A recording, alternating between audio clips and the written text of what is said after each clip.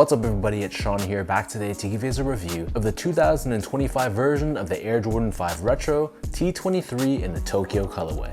Since we're talking about the T23 Tokyo Jordan 5s, if you own a pair of the originals, chances are they might be starting to crumble. The solution to that is Capsule.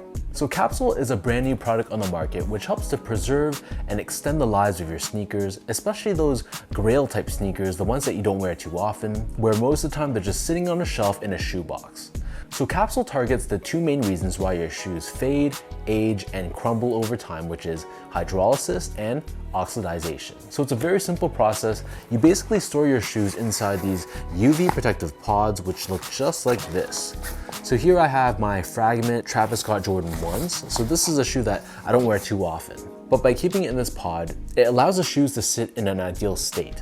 So the true secret to Capsule comes in the form of a cartridge, which you inject into this pod, which not only pushes out the bad air contained within here, which has moisture and oxygen, but it pushes in a preservative, this gas, which is the key ingredient to really prevent your shoes from aging and crumbling fast. So this is a scientifically backed formula where they've done rigorous testing comparing a shoe that's kept in a normal shoebox, for example, versus one that's kept in the Capsule system, and the results really speak for themselves. So I'll link their socials, their website, all that stuff down below. Check them out, do your own research. They have all the background information about the science on their website. And if you do decide to check them out, tell them that you heard about them through this channel. So this right here is the T23 Tokyo Jordan 5s, and they originally released back in 2011.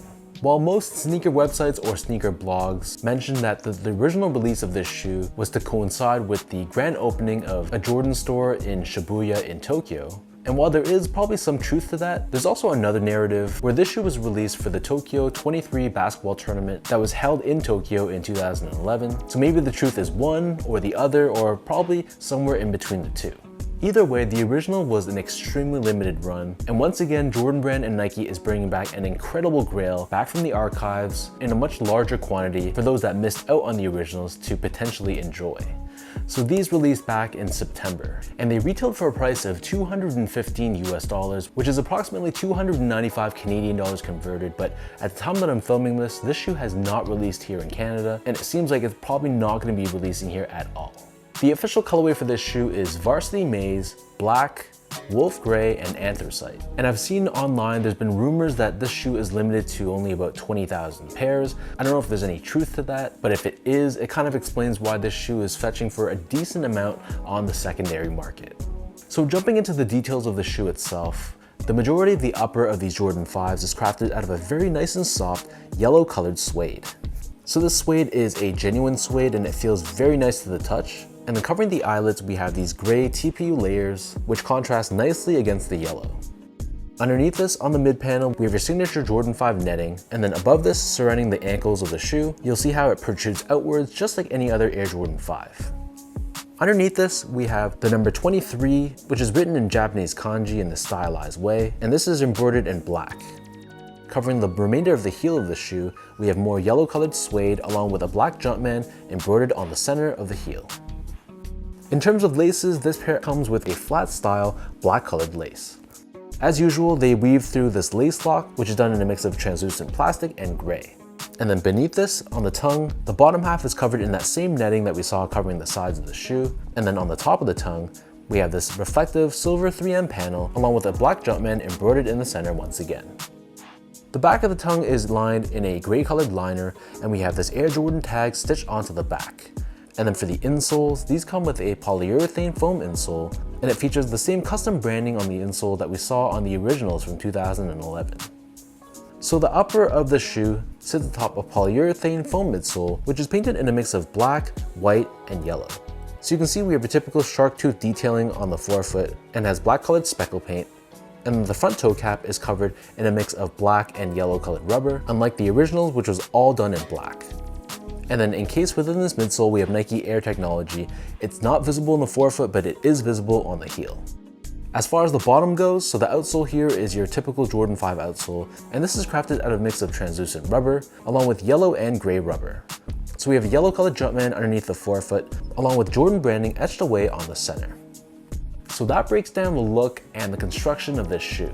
For those wondering about sizing, so in my case, I'm a true size 10, slightly on the wider side, and I felt like these do run true to size. So whatever your actual measured foot size is, I'd go with that same size. So say you normally wear like a size 10.5 in like a Jordan 3, a Jordan 5, I'd get that same size for this shoe and it should fit you fine. I've noticed that some Jordan 5s can feel a little bit more roomy, and in those cases, I'm able to go a half size down. But for this shoe, I didn't feel like it was roomy. Going true to size would be the right bet. Moving on to the comfort, so these feel like any other Jordan 5, so it's gonna be decently accommodating for wide footers, but the underfoot feeling is gonna be okay. It's not an amazingly comfortable shoe. It is more comfortable than a Jordan 4, for example, but it's a sneaker featuring tech from the late 80s, so it's not gonna shock you or amaze you, but for a retro Jordan, assuming you know how they typically feel, they're gonna feel just the same. So would I recommend wearing these if you're gonna be going to Disney World, for example? Probably not. But if I'm just gonna be chilling with friends, going to a mall, going out for a night, I think this shoe will be totally fine from a comfort standpoint. Finally, in terms of the quality and craftsmanship, so first off, material quality I thought was great. Like I mentioned, the suede upper feels super luxurious, very premium to the touch. And I thought the overall build of the shoe was pretty much flawless. The stitch job was good, the panels were consistently sized and placed between my left and right feet. So I really had no complaints about this shoe. I was honestly pretty impressed with these when I got them in hand.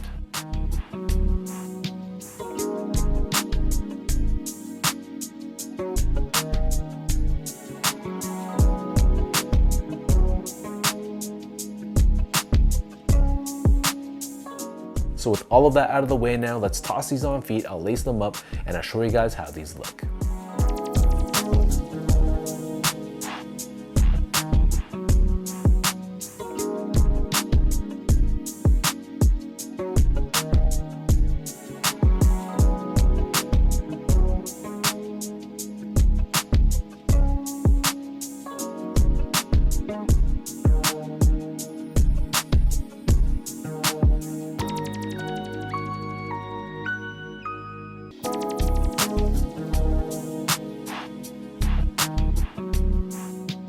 Once again, this is another shoe in a long line of grails that Jordan Brand and Nike has brought back. It's one of those shoes where you never really expected you'd ever have a chance to own. So I'm sure I'm not the only one here, but I know a lot of people out there are very ecstatic that they're finally able to call the Tokyo T23 Jordan 5s their own. At the end of the day, this is just a very bold colorway of an Air Jordan 5. So if you're looking at it objectively, yes, it is a bright yellow colored sneaker, and Jordan 5s are pretty bulky, I have to say. But I think this yellow suede really pops if you pair this with black pants, for example, and let the shoes be the star of the show. I think it really works from a style perspective. But once you factor in the whole nostalgia aspect of this shoe and the fact that this was pretty much unattainable back in 2011, I think it makes this release so much more sweeter for Jordan fans or Jordan collectors out there to finally be able to own a pair of these. So let me know in the comment section down below, what do you guys think about this Jordan 5 Tokyo T23? Let me know your thoughts about this re-release. Do you think they should have kept this in the vault? Are you happy that they brought this back? And were you able to get your hands on these? Did you take an L and buy these on the secondary market? Whatever your story is, leave your thoughts down below, leave a comment, and let's talk about it. As usual, if you guys enjoy this review, be sure to like, comment, and subscribe to my channel if you haven't yet. I'll link my social media accounts down below for you guys to check out. And again, another huge shout out goes out to Capsule for sponsoring today's video. So thanks everyone for tuning in. Hopefully you guys enjoyed this video, and I'll catch you all in my next review.